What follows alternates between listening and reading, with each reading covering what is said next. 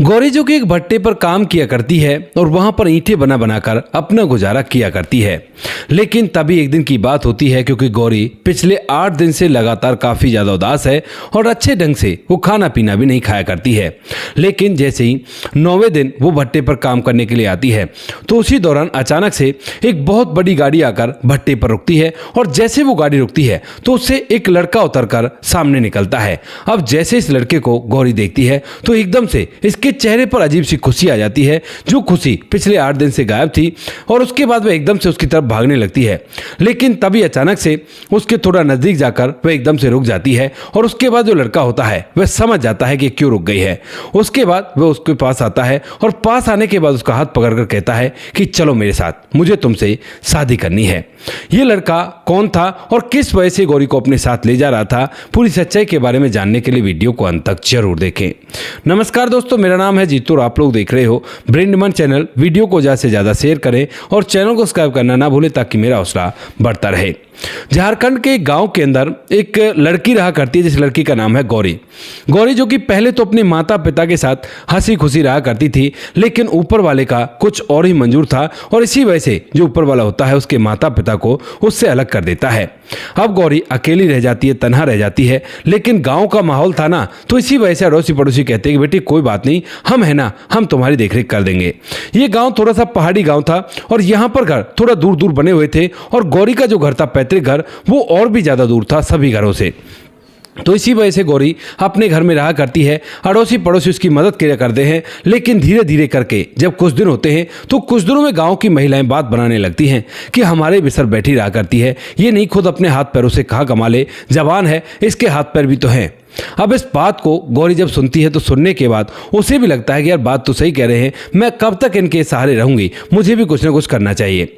ऐसा सोचकर जो गौरी होती है वह अब तय करती है कि वह भी वही काम करेगी जो उसके माता पिता किया करते थे। दरअसल गौरी के माता पिता पास ही के एक भट्टे पर काम किया करते थे, जो यहाँ से लगभग 4 से 5 किलोमीटर दूर है। अब उसके बाद जो गौरी होती है वह उस भट्टे पर काम करने के लिए जाने लगती है और वहाँ से लगभग 2.5 किलोमीटर तक का तो सफ़र सवारी से तय हो जाता है, क्योंकि वहाँ पर उन लोगों की गाड़ी खड़ी रहती है भट्टे वालों की, जो कि उन्हें ले जाया करती है। लेकिन उसके बाद जो 2.5 किलोमीटर का सफ़र है वो उसे पैदल ही करना पड़ता है। तो इसी वजह से गौरी वहाँ से वहाँ तक तो चली जाती है। उसके बाद जो गौरी होती है वह भट्टे पर पहुँच बातचीत करती है। जो भट्टे का मैनेजर होता है वह भी उसे काम दे देता है, कहता है कि कोई बात नहीं। और उसके बाद गौरी वहाँ पर दिल लगाकर काम करती है। काम करने के बाद जो पैसे आया करते उससे अपने खाने पीने का राशन लेकर आती है और अपने घर में चूल्हा चलाकर खुद वहीं पर रहने लगती है। अब गौरी जो थी वह ऐसे ही जाया करती है, यानी कि जिस दिन मन किया उस दिन चली गई, अगर 2 दिन बीच में मन नहीं किया तो नहीं गई, क्योंकि उसे ज़्यादा पैसे नहीं कमाने थे, केवल अपने खाने पीने लायक पैसे कमाने थे। अब तभी एक दिन की बात होती है जब गौरी वहाँ से लौट रही थी तो 2.5 किलोमीटर का सफ़र तो गाड़ी में उन लोगों ने तय कर दिया था और उसके बाद जो गौरी होती है वो पैदल पैदल ही अपने गाँव की तरफ आने लगती है। आते हुए उसे रात हो गई थी, रात के लगभग 6 से 7 बज चुके थे। अब जैसे 6-7 रात के बजते हैं तो उसी दौरान जब गौरी आ रही थी तो तेज बारिश होने लगती है और इस बारिश में भीगते भीगते गौरी अपने घर की तरफ जा रही थी और घर से लगभग महज 300 मीटर पहले ही एक रोड पड़ता है, जिस रोड से उसके घर के लिए रास्ता अलग निकलता है। और वहां पर जाकर जैसे गौरी देखती है तो एक लड़का, जवान और खूबसूरत लड़का, बेहोश पड़ा हुआ है। अब पहले तो उसे देखकर वो समझती है कि कहीं ऐसा तो नहीं कोई शराबी हो और ऐसे यहाँ पर पड़ा हुआ हो। लेकिन जब वो उसके पास जाती है डरती डराती तो वह देखती है कि उसके शरीर पर तो जख्मों के निशान भी हैं। अब उसके बाद जो गौरी होती है वह जब उसके जख्मों के निशान देखती है तो समझ जाती है कि शायद कोई इसे टक्कर मारकर यहाँ से चला गया है और ये बेहोश यहाँ पर पड़ा हुआ है। वह देखती है कि बारिश काफ़ी तेज है और शायद इसे ठंड भी लगी होगी, क्योंकि ये जगह ही ऐसी है। तो उसके बाद यहाँ पर जो गौरी है वो उसे उठाने की कोशिश करती है, सोचती है कि इसे जगह देती हूँ, कहीं ऐसी जगह पर लेट जाएगा। लेकिन वो बिल्कुल भी होश में नहीं आता है और वह पूरी तरह से बेहोश था। उसके बाद गौरी उसे खूब झंझोड़ती है, लेकिन वह नहीं उठता है। तो वह सोचने लगती है कि यहाँ से थोड़ी दूर मेरा घर है, तो क्यों ना मैं इसे अपने घर में ले जाऊँ, क्योंकि यहाँ पर बारिश में भीग भीग कर तो ये और भी ज़्यादा बीमार हो सकता है। उसके बाद जो गौरी है वह उसे अपने कंधे पर उठाती है और सहारा देकर चलाने की कोशिश करती है, उसे होश में लाती है। तो हल्का हल्का उसे होश तो था, लेकिन वह कुछ बोलने की कंडीशन में नहीं था। बिल्कुल ऐसे था कि जैसे मानो उससे कोई बात कही नहीं जाएगी।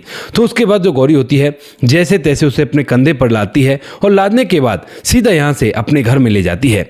घर में ले जाने के बाद उसको सूखे कपड़ों से पोंछती है और पोंछने के बाद एक बिस्तर पर लेटा देती है और उसके बाद उसे कमर भी उड़ा देती है।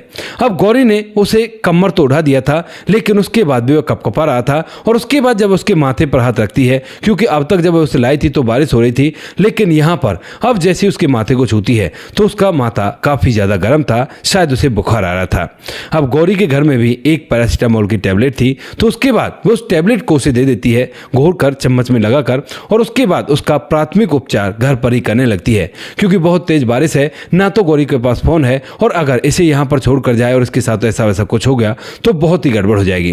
गौरी उसे पैरासीटामोल की टैबलेट देती है, हल्दी वगैरह लगाती है जहाँ पर भी उसके घाव वगैरह थे, और साथ में नीम की पत्तियों को लाकर उनका रस वगैरह भी वहाँ पर निचोड़ती है।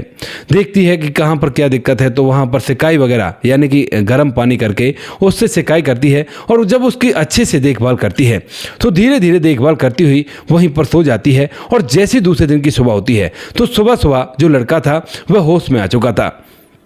अब जैसे ही वो उसे होश में आया हुआ देखती है तो उसके बाद पूछने लगती है कि कौन हो तुम। तो उसके बाद यहाँ पर जो लड़का होता है वो कहता है कि अनाथ हूँ, ऐसे ही घूमा करता हूँ। अब जब वह अनाथ बोल देता है तो यहाँ पर जो गौरी होती है उसे लगता है कि यार ये भी मेरी तरह ही है, इसके भी माता पिता नहीं है, मेरे भी माता पिता नहीं है, तो उससे सहानुभूति हो जाती है। इसके बाद वह कहती है कि अब तबीयत कैसी है, तो यहाँ पर वह कहता है कि वैसे तो ठीक महसूस हो रहा है, लेकिन दर्द बहुत ज़्यादा है शरीर में। तो उसके बाद जो गौरी होती है वो कहती है कि कोई ठिकाना हो तो मुझे बता दो, मैं तुम्हें वहां तक छुड़वा दूंगी, लेकिन वो कहता है कि मेरा कोई भी ठिकाना नहीं है। इसके बाद जो गौरी होती है वो कहती है कि ठीक है, तो जब तक तुम ठीक रहते हो यहीं पर रह सकते हो, उसके बाद जहां जाना है वहां पर चले जाना। तो ये लड़का होता है वो भी कहता है कि ठीक है। दरअसल वो चाहता भी यही था कि वो यहीं पर रुक जाए, क्योंकि गौरी जो थी वो बेहद ही खूबसूरत थी, और उसके बाद जो लड़की होती है वह उसे वहीं पर रखने लगती है। अब जब वो लड़का यहाँ पर रहने लगता है और 2 जनों की जिम्मेवारी गौरी के ऊपर आ जाती है, तो उसके बाद रोज रोज अब भट्टे पर काम करने के लिए जाने लगती है, और पीछे से इसके लिए खाना वगैरह रख कर जाया करती है और कहा करती है कि यह ले लेना और खा पी कर आराम करना। धीरे धीरे 3 से 4 दिन बीतते हैं, और 3-4 दिन तक गौरी उसके लिए नए कपड़े भी लेकर आती है, खाना भी अच्छा अच्छा लेकर आती है, क्योंकि खुद तो वो ऐसी खा बना लिया करती थी, लेकिन अब कोई बाहर से घर पर आया है तो उसके लिए तो अच्छा सामान बनना ही चाहिए। गौरी जो होती है जब वह उसकी इतनी देखभाल करती है तो ये लड़का मन ही मन उसे पसंद तो करने लगता है, लेकिन अभी कुछ कहता नहीं है, चुपचाप वहाँ पर ये सब कुछ देखता रहता है। लेकिन जैसे ही 7 दिन बाद जब गौरी सुबह सुबह भट्टे पर जा रही थी तो उसके बाद जो लड़का होता है वह कहने लगता है कि क्या मैं भी तुम्हारे साथ चल सकता हूँ। इस बात को सुनकर जो गौरी है वह संदीप से मना नहीं कर पाती है, क्योंकि इस लड़के का नाम संदीप था। तो उसके बाद वो कहती है कि ठीक है चलो कोई बात नहीं, क्योंकि जो गौरी थी वह भी अब तक इसे सेवा कर करके इसकी मनी मनी से पसंद करने लगी थी, और ये भी चाहती थी कि ये मेरी आंखों के सामने रहे। तो उसके बाद गौरी जो होती है वो उसे अपने साथ ले जाती है। वहां पर जाने के बाद जो संदीप होता है वो एक साइड में बैठ जाता है, और जो गौरी होती है वो ईंटों का काम करने लगती है। गौरी काम करती रहती है, उसे बैठा बैठा देखता रहता है, और देखते देखते अचानक से जब गौरी की वो मिट्टी खत्म हो जाती है जिससे वो ईंट बना रही थी, तो उसके बाद वो उठने लगती है। लेकिन इससे पहले संदीप उठता है और दूसरा जो थोड़ी बहुत मिट्टी होती है उसे उठाकर उसके पास रख देता है, कहता है कि ये लो, तुम्हें उठने की जरूरत नहीं है। अब जो गौरी होती है वो उसकी तरफ देखती है, मुस्कुराती है, सोचती है कि मेरी केयर कर रहा है, और उसके बाद धीरे धीरे वो वहीं पर काम करता रहता है। यहाँ पर काम करते करते लगातार जो लड़का होता है वो उसके साथ आया करता, और यहाँ पर आते आते उसे लगभग 7 दिन हो चुके थे। यानी कि अब ये जो लड़का था यह उसके पास लगभग 7 और 7 14 दिन रह चुका था। अब जो 14 दिन उसके साथ रहता है उसके वो पूछती है तो वो सारी बात बता देता है कि ऐसे ऐसे अनाथ हूँ, मेरा कोई भी नहीं है, और ये बातें चल ही रही थी। लेकिन तभी एक दिन अचानक से गौरी और वो जो लड़का होते हैं जब वो मन ही मन एक दूसरे को इतना पसंद कर चुके थे कि बस उन्होंने एक दूसरे से प्यार का इजहार ही नहीं किया था, वरना भावनाओं तो दोनों की ऐसी थी कि दोनों को एक दूसरे को पता चल गया था कि ये भी मुझसे प्यार किया करता है और ये भी मुझसे प्यार किया करती है। उसके बाद एक दिन जब गौरी होती है वह शॉपिंग करने के लिए मार्केट जाती है, और उसके साथ वो लड़का भी था। लेकिन जैसे मार्केट जाती है तो वहां पर गौरी को सामान ले रही थी, और तभी अचानक से ये लड़का लड़का अचानक से गायब हो जाता है। गौरी पीछे मुड़कर देखती है तो उसे लड़का दिखाई नहीं देता। उसके बाद वह इधर उधर पूछने लगती है कि क्या ऐसे लड़के को कहीं देखा है, तो कोई उसके बारे में कुछ भी नहीं बता पाता।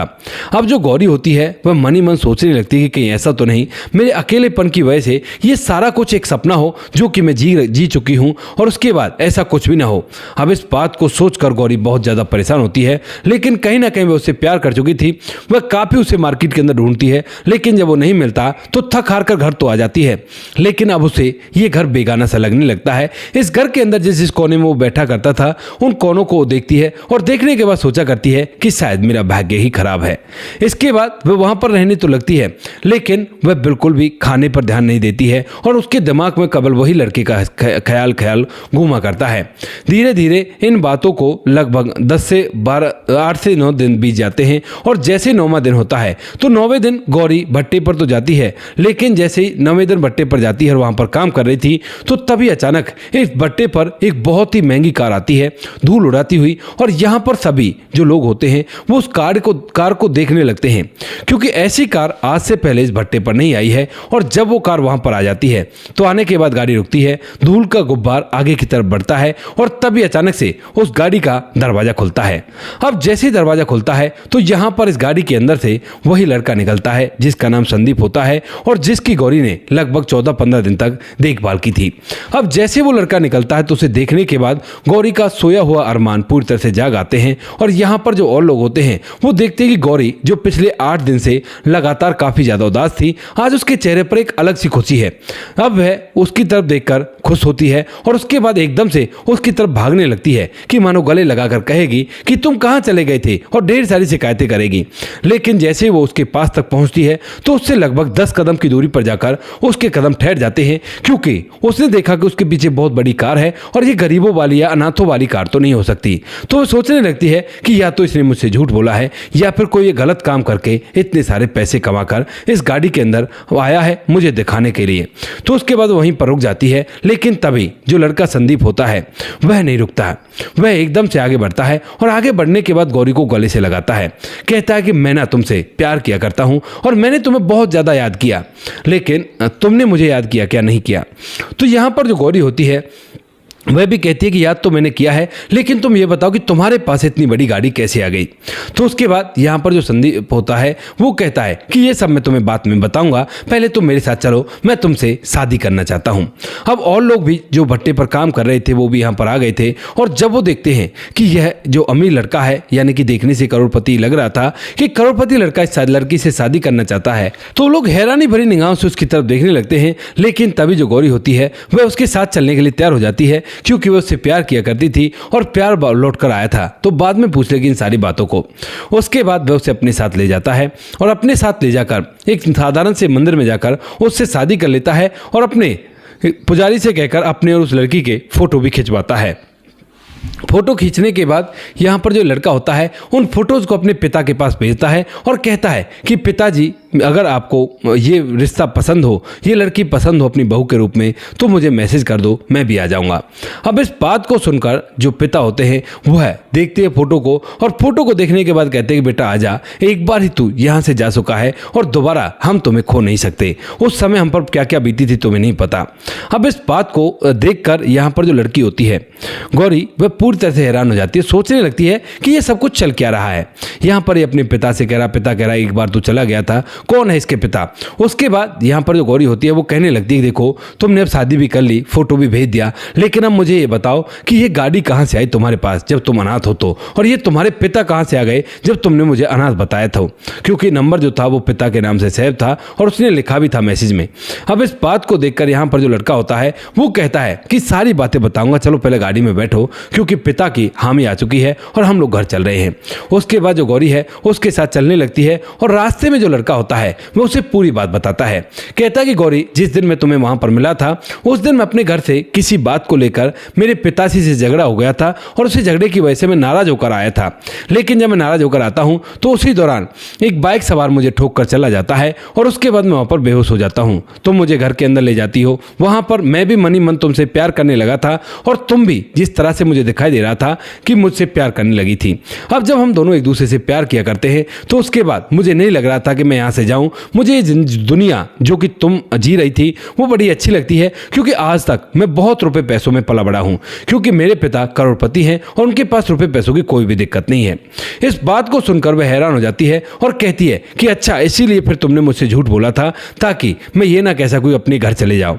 तो वो कहता है कि हाँ, क्योंकि जब वैसे भी मैं स्टार्टिंग में तो मैं नाराज होकर आया था, लेकिन धीरे धीरे जब मैं तुम्हारे साथ रहता हूँ तो मुझे लगता है कि तुम्हारे यहाँ से अच्छा ज़्यादा सुकून मुझे कहीं नहीं मिल सकता और यहाँ पर रहकर मैं अपने पिता से भी दूर रह सकता हूँ। ऐसा सोचकर जो लड़का होता है वह अब उस लड़की के साथ रहने लगता है और यह बात बताते हुए यहाँ पर जो लड़की होती है जब इस बात को सुनती है तो वह कहने लगती है कि तुमने मेरे साथ धोखा क्यों किया। तो वो कहने लगता है कि यह धोखा नहीं है, प्यार तो मैं तुमसे किया करता हूँ, बस यही बात तो छुपाई थी, वो भी इसलिए कि घर वालों से लड़ाई हो गई थी। तो वह कहने लगती है कि अगर ऐसी बात थी तो तुम मुझे बताकर भी जा सकते थे, एक साथ से ऐसे क्यों चले गए। तो उसके बाद जो लड़का है वो कहता है कि वो दरअसल जब हम लोग मार्केट में खरीदारी कर रहे थे तो मेरे ही पड़ोस का एक व्यक्ति आ जाता है और वो मुझे देखकर पहचान लेता है। वो मुझसे कहता है कि अरे संदीप, तुम यहाँ पर क्या कर रहे हो, तुम्हारे माता पिता पता है तुम्हें कितना ढूंढ रहे हैं। तो उसके बाद मैं ताकि तुम्हें ये बात फिलहाल पता ना चल सके तो इसीलिए मैं उसके व्यक्ति के साथ साथ चलने लगता हूँ, लेकिन थोड़ी आगे जाने पर मेरे पिता भी मुझे वहीं पर मिल जाते हैं, जो कि मुझे ढूंढने के लिए इधर उधर घूम रहे थे। अब जैसे ही पिता मुझे देखते हैं तो उसके बाद वो मुझे अपने साथ ले जाते हैं, क्योंकि मैं तो वहाँ से इसलिए आया था कि थोड़ी देर में इस व्यक्ति को इधर उधर पहुँचा कर वापस से तुम्हारे पास आ जाऊँगा। लेकिन उसके बाद वो मुझे अपने साथ ले जाते और कहते कि अब तेरी एक बात नहीं मानूंगा और तुझे मेरे साथ चलना होगा। मैं पिताजी के साथ घर तो चला जाता हूँ, लेकिन घर जाने के बाद मेरा बिल्कुल भी मन नहीं लगता है और इसी वजह से मैं उदास रहता हूँ। माता पिता पूछते भी क्या उदासी है, लेकिन मैं उन्हें नहीं बताता हूँ, क्योंकि अगर मेरे पिता को पता चलता कि तुम गरीब हो तो कहीं वो मना ना कर दे। इसीलिए मैंने सोचा लगभग 8 दिन के अंदर कि तुम्हारे बिना मैं नहीं रह सकता और इसीलिए मैं अब अपनी जो गाड़ी लेकर सीधा यहाँ पर आ जाता हूँ, क्योंकि मुझे पता है कि इस टाइम पर तुम यहीं पर मिलोगी। और उसके बाद मैंने पहले तुमसे शादी करने का फैसला किया और उसके बाद ही पिता को बताया। अब जैसे ही वो ये सारी बातें उस लड़की को बताता है गौरी को, तो गौरी भी उसकी बात को मान जाती है और कहती है कि चलो ठीक है, जो हुआ कोई बात नहीं है। इसके बाद वो लोग घर जाने लगते हैं और जैसे ही संदीप अपने घर पहुंचता है तो गौरी उसके घर को देखकर उसकी आंखें फटी के फटी रह जाती हैं, क्योंकि इस घर के अंदर बहुत ही महंगी महंगी चीजें लगी हुई थी और बहुत ही आलीशान ये घर बना हुआ था। दरअसल संदीप के पिता की कई कंपनियां हैं और उन कंपनियों को चलाकर वे अपना गुजारा किया करते हैं और अच्छे खासे पैसे कमाया करते हैं। अब जैसे ही गौरी इन सब चीजों को देखती है तो यहाँ पर अंदर घुसती चली आती है, लेकिन तभी जो लड़का होता है उसकी माँ जो होती है वह पूजा की थाली लेकर आती है और कहती है कि ऐसे ले आओगे बहू को, बाहर रोको, मैं आरती करूंगी, उसके बाद ही बहू घर के अंदर आएगी। उसके बाद वहीं पर जो लड़की है वो रुक जाती है और रुकने के बाद जब उसे अंदर लाया जाता है अच्छी तरह से मान सम्मान के साथ, तो यहाँ पर गौरी की आंखें भर आती हैं, क्योंकि जो उसकी सास थी वह उसको काला टीका लगाती है कि मेरी बहू तो बहुत खूबसूरत है। यहाँ पर जो लड़का संदीप होता है वह भी हैरान होता है कि आखिर क्या हो गया, मेरे घर वालों को एक गरीब लड़की को अपनी दुल्हन के रूप में स्वीकार कर रहे हैं। तो वह अपने पिता की तरफ देखता और पूछता कि पिताजी क्या हुआ, क्या आपको बिल्कुल भी बुरा नहीं लगा। तो उसके बाद यहाँ पर जो माता पिता होते हैं वो कहते कि बेटा तेरा उदास चेहरा हमने देख लिया था और उसे देखकर हम समझ गए थे कि किसी न किसी लड़की से प्यार किया करता है और हमने तो पहले ये तय कर लिया था, लेकिन हम तो राह देख रहे थे कि कब तो हमसे ये बात कहे, लेकिन तू शादी करके इसे ले आया, कोई बात नहीं, अच्छा किया। अब हम तुम्हारी दोबारा से शादी करेंगे धूमधाम से, रीति रिवाज से। इस लड़की को इसके गाँव में भेजो और वहीं पर हम लोग बारात लेकर जाएंगे, हम सारा जमीन देख लेंगे, कोई भी दिक्कत नहीं है। उसके बाद वह बताता है कि ये तो अनाथ है, ऐसे ऐसे दिक्कत है। तो वो कहता है कि कोई बात नहीं। यहाँ पर लड़की को दोबारा से गांव भेजा जाता है। गांव में बहुत भव्य आयोजन किया जाता है और जब गांव वाले देखते हैं कि इस लड़की की शादी तो बहुत ही अमीर घर में हो रही है तो वो हैरान तो होते हैं, लेकिन जब ये पूरी बात उन्हें पता चलती है तो उसके बाद वो भी यही कहते हैं कि किसी के साथ अच्छा करोगे तो अपने साथ भी अच्छा ही होगा, क्योंकि गौरी ने उसकी मदद की और उसके बाद आज वो इतने बड़े घर की बहू बन चुकी है। शादी होने के बाद वो उस घर के अंदर रहती है और अपने पुराने दिनों को सभी को भूल जाती है। तो दोस्तों ये थी आज की कहानी। आपको जैसी भी लगी कमेंट सेक्शन में बता देना। वीडियो अगर अच्छी लगी तो वीडियो को लाइक और चैनल को सब्सक्राइब जरूर करें, ताकि हमें थोड़ा सा हौसला मिल सके आप लोगों के लिए ऐसी अच्छी वीडियो बनाने के लिए। इन कहानियों को सुनाने का उद्देश्य किसी को परेशान करना बिल्कुल भी नहीं है। ये कहानी आपको इसलिए सुनाई जाती है ताकि आप लोग इन कहानियों में से कुछ ना कुछ सीख सको और अपने जीवन में उस चीज़ को अप्लाई कर सको। मिलते हैं किसी नेक्स्ट वीडियो नए टॉपिक के साथ, तब तक के लिए जय हिंद, जय भारत, जय हिंदुस्तान।